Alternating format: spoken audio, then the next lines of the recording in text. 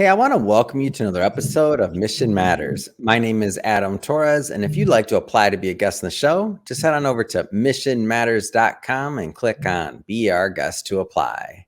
All right, so today is a very special episode. We're bringing back onto the show Greg Johnson, who is founder and executive coach over at Above the Rim Executive Coaching. And I'm proud to announce he's an author in our recently released Mission Matters book. So, hey, Greg, first off, just want to say welcome back to the show.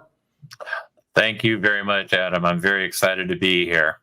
All right, Greg. So we got a lot to cover. I, of course, want to catch up. It's been a little bit of time since we talked last. We're going to talk about your content. We're going to talk about the mindset of get to rather than have to.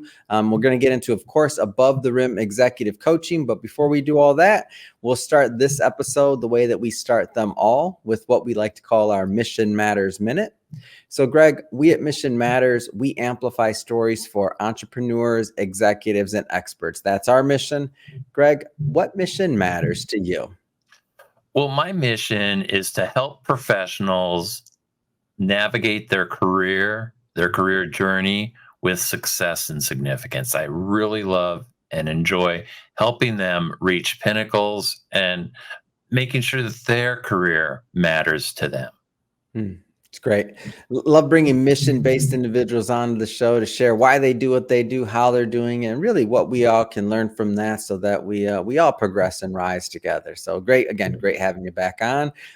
First thing first, new author in our book and new author in our collaboration. We've been working on this book together for quite some time now. How do you feel? Well, it's exciting to be published. I've always, the last several years been thinking I have a story to tell. I have some ideas to tell, and just working and collaborating with Mission Matters to get that done was an exciting experience. And we're glad to have you, and we're glad to have your story and to bring that to our audience. And I guess just to get us kicked off here, I don't want to assume that maybe some of our newer listeners or our newer visitors have maybe seen some of our previous work together. So maybe let's kind of go back a bit and talk a little bit more about Above the Rim Executive Coaching and really how all of this began for you. Okay, well, I've been doing executive coaching since 2009, and I thoroughly enjoy what I do.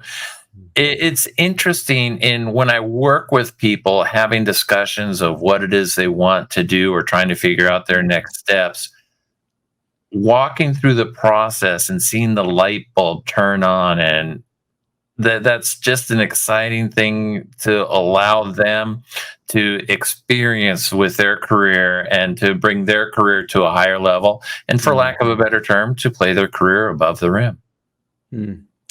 What keeps you, how did you know? Was there a point? Was it a progression? When you discovered the executive coaching space, or when you just saw that as a field, when did you know that was going to be a great fit for you? Well, when I started, I was actually working for Jaguar Land Rover in Irvine. They relocated to New Jersey, and it was a very short conversation with the family. Do you want to go to New Jersey? No. So at that point in time, I actually hired a career coach to help me figure out, what do I want to be when I grow up? And in doing that, I started helping a lot of my friends. And at one point, I went back to my career coach and I said, you know what? I think I want to pursue being an executive coach, being a career coach. And he said, Greg, I've been waiting for you to tell me that. I think you'd be very good at it. And so I basically started then, and the rest is history.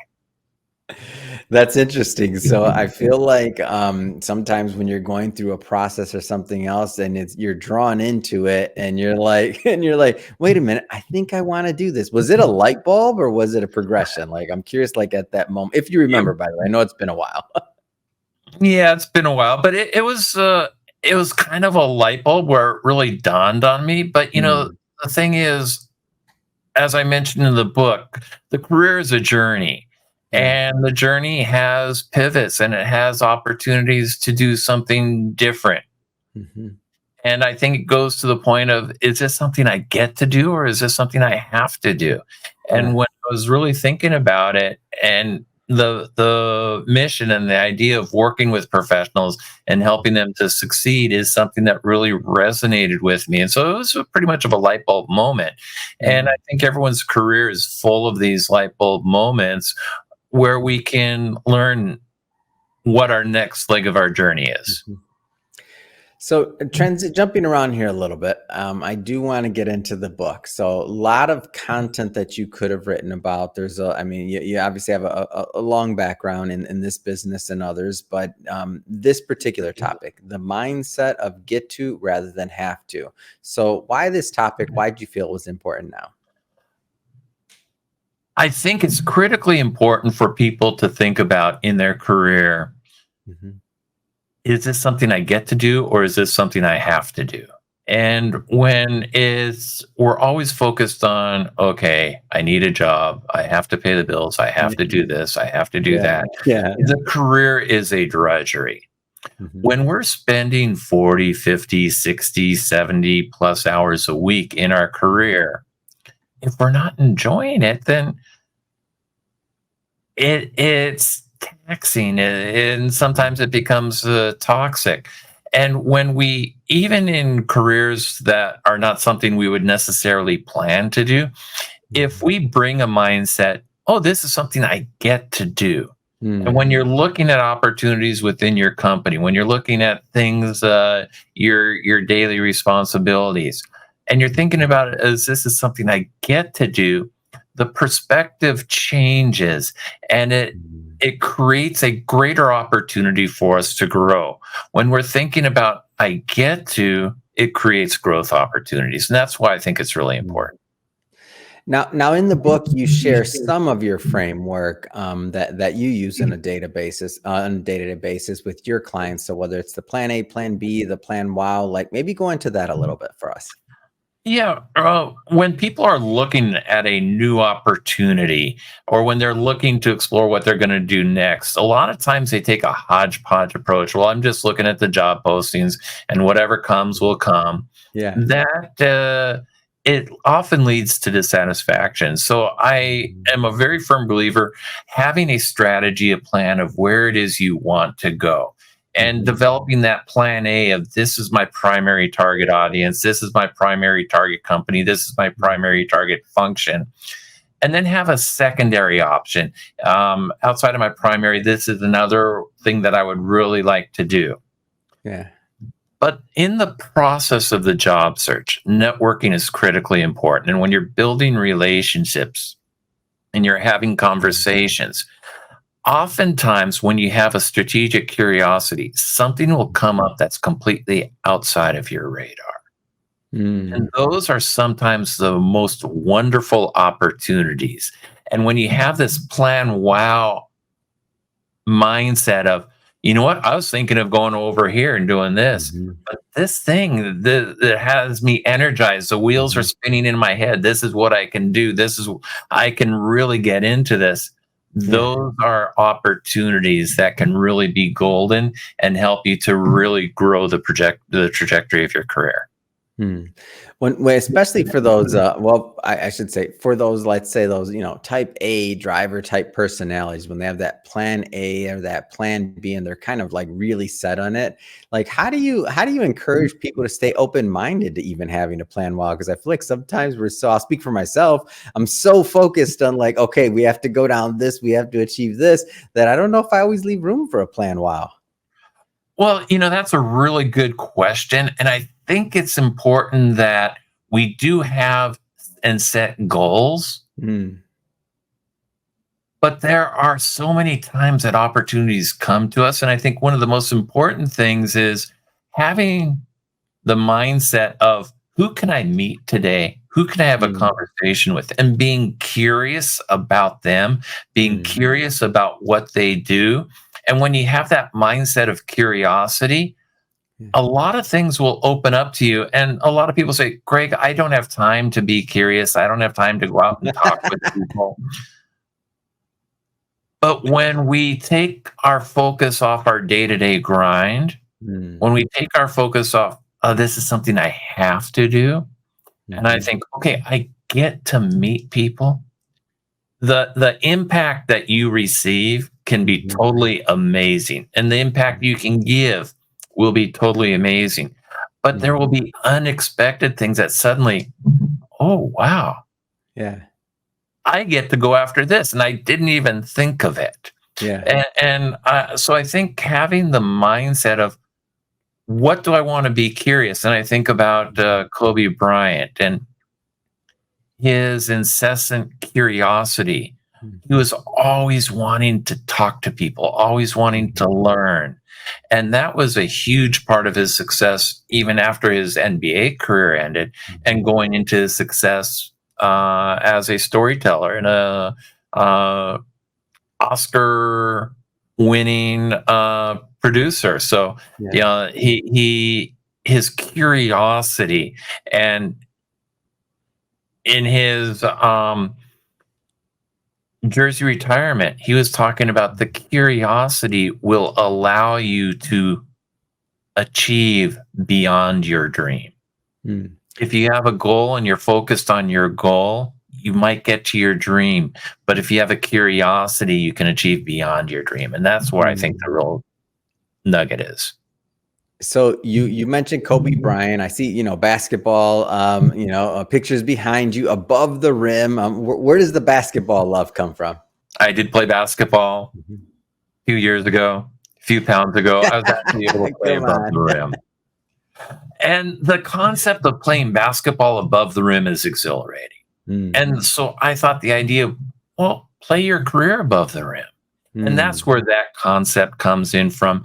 And the idea of what do exceptional athletes do to excel? Mhm. And how can I work with exceptional professionals and help them do the same things to excel in their career? Yeah.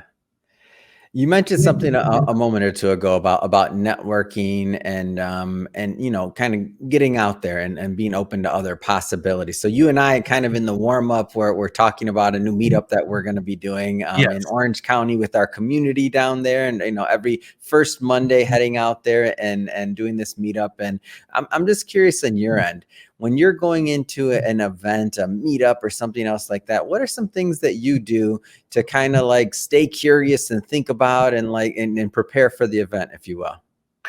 Well, one of the things when we network, we often think about, okay, how am I going to tell people I meet my story Mhm. and make sure that they are interested in me? Yeah. Well, one of the things that I've learned is if I'm too busy telling my story and I have my agenda of what I need to say, Yeah. other people are going to lose interest very quickly. Mm. But if I have a curiosity to learn about the people that I'm speaking with, Mhm. and suddenly they're going to think I'm a great conversationalist. And they're going to think that I'm really great at this. And they're going to be much more interested in learning what I have to say. Now, not everybody's going to do that. There's still going to be the people that Yeah. they're hell bent on giving all the information they feel they need to give you.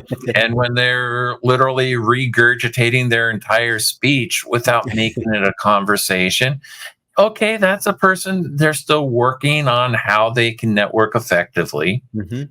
But when you have people that you can hear their story and you can Yeah. hear their passion, then Mhm. that really becomes exciting and Mm.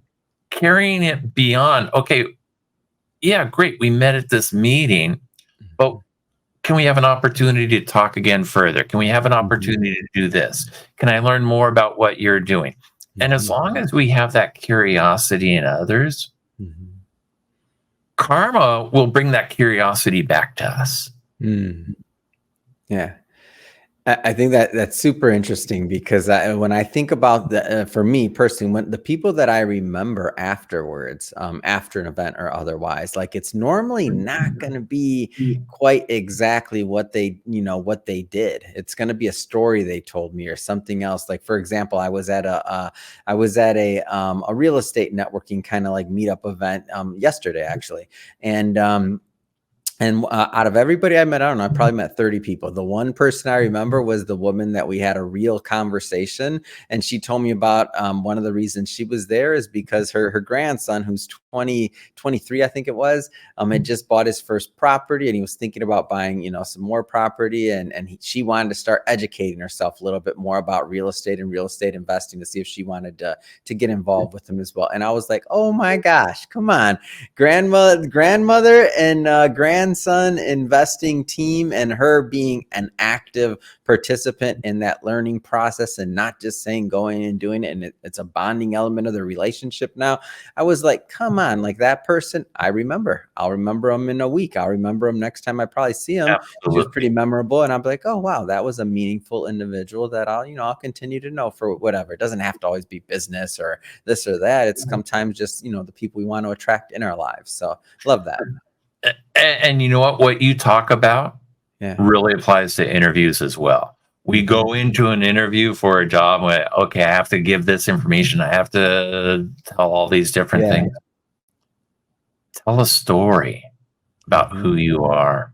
Why do you do what you do? And that resonates. But also make sure, as when you're networking, be an active listener. Yeah. And talk a little bit more about on the executive side, like that concept of storytelling and why it matters, whether it's in the boardroom, a team meeting, or otherwise. Because I do feel like this is a tool. Some people, when they hear interview, they think only, obviously being interviewing for a job, or maybe even being on an interview like we're doing right now. But overall, like that concept of storytelling, can you talk about how it applies into all of our areas of life? Well, if I'm thinking about an executive and I'm thinking about leadership, storytelling can really help bring the team along, to help them understand where our focus should be. And when you're making a presentation, telling them the process and doing a story of why this matters and how does it apply. I think storytelling is an art that a lot of people have lost. And when we just get so focused on a message without communicating it as an active story. Have to, get to instead of have to. How does that apply into maybe some other areas of our lives as well, other than just work? I've been blessed that in every job I've had, I've thoroughly enjoyed it, and that's something that I get to do. But also when I'm thinking about outside of work, I get to spend time with the family. This past weekend, my son and daughter and their dog came over, and we got to spend time together just to have a good time. Having the idea of just doing things that I get to do, it puts a smile on our face rather than thinking, oh gosh, I have to go and do this. The perspective of get to allows us to enjoy the different things that are happening on a day in and day out basis. I want to circle back to above the rim executive coaching a bit more here. What are the types of individuals that you feel tend to get the most value out of working with you and your team? Like, who's typically a good fit? How do they know? Someone is a good fit if they have the curiosity to want to learn more. If they have the mindset of, Greg, I am really good at doing what I do, but I think I can take it to a higher level. I want to stretch myself. I want you to stretch me. So the people that have that mindset are the ones that I really work best with. There are a lot of people that I encounter on a day in and day out basis, and I'm good with what I do. I already know what I need to do. And if you have that idea that I'm already doing it, it's kind of like years ago, I was talking with a friend of mine about eating sushi. And he said, oh no, I could never eat sushi. I just like steak and potatoes. Poor guy or gal. Right. But I said, but have you ever tried it? And he said, no, I haven't, because I already know everything I like. What? Oh, that hurts. So there's kind of a similar process that when people are in their career, I already know what I do. I already know what I'm good enough at what I do. I don't need to learn anything more. I don't need to experience anything more. Mm, And I kind of think that's kind of sad. Why would I go through life not trying to experience new food? yeah. So that's kind of the way that I look at it. So I'm looking for someone who wants to experience new things in their career, even if they've reached pinnacles, even if they're not looking to grow the corporate ladder. How can they look at it, their career from a different perspective? Yeah. Can you go a little bit further into that concept of stretch and like what that means to you? I'm sorry. Can you repeat that? And Can you go a little bit further into that concept of stretch and really like what stretching kind of means to you? Like whether you're asking questions like, is that stretch in 6 months, in 12 months? Like, what does that mean to you? Like helping someone stretch? well, I was talking to an individual yesterday, Mm, and she'd been part of a reduction in workforce, mm, and she was looking at it. There's a lot of people that they're really stressed by this, and oh man, the company made a bad decision, and yeah. and I really feel let down. She was looking at this. This is a brand new opportunity. I've had Mm, a good run with this company. I've learned a lot of new things. I'm looking for what I can do next. What's the next level? mm, And so her concept and her frame of mind was very refreshing in that, okay, I'm in my job search. What can I do differently than what everyone else is doing? yeah. And okay, everyone is focusing on their resume, everyone is focusing on the job postings. How can I reach out to my network Mm, and rekindle relationships? yeah. Awesome. That's great. How can I tell them differently? I don't just want to give them a resume. What can I show them so that they can know who I am and some of the things that I can do? So she was thinking and then started to ask me, what can I do differently than give someone a resume?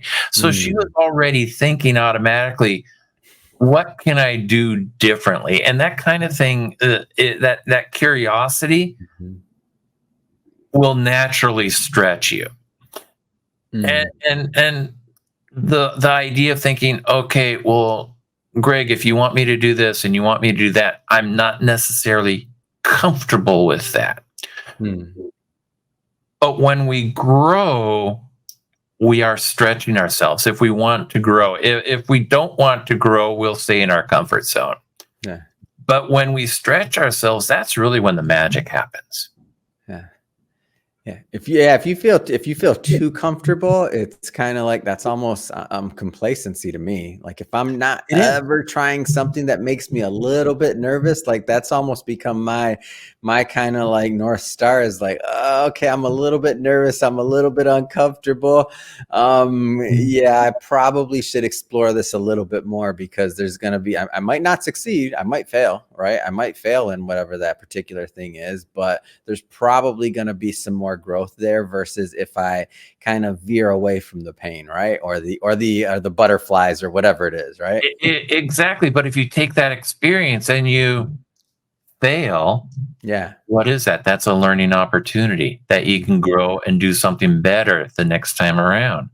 Yeah. So not everything we do is going to succeed, Mhm. but being able to take those chances and learn from those experiences will absolutely help you to grow, and it will expand your opportunities and give you more opportunities of I get to do this. Mhm. It's awesome. Well, Greg, I just have to say it has been great having you back on the show. What's next? I mean, what's next for you? What's next for your company?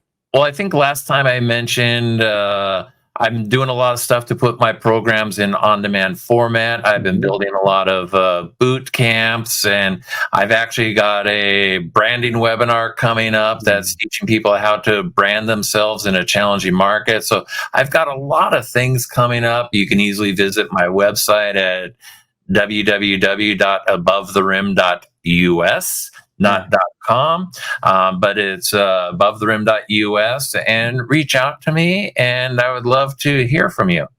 Yeah, it's great. And for the audience, just so you know, we'll put the links to Greg's website in the show notes. Of course, you can just click on the links and head right on over, and we'll also have a link to the book. So if you want to pick up a copy of that, so definitely, we didn't do all the spoilers today, but we gave you a good taste and a flavor of what to expect. So be sure to pick up a copy of that. And if this is your first time with Mission Matters, and you haven't hit that subscribe button yet, and you need a personal invitation, well, this is your personal invitation. Feel free to hit that subscribe button, because we have many more mission-based business owners, entrepreneurs, and executives coming up, and we don't want you to miss a thing. Greg, again, so much fun having you back on the show, man. Can't wait to meet you in person at one of these meetups coming up in Orange County. So again, thank you so much for coming on. Absolutely looking forward to it, Adam, and thank you for having me on.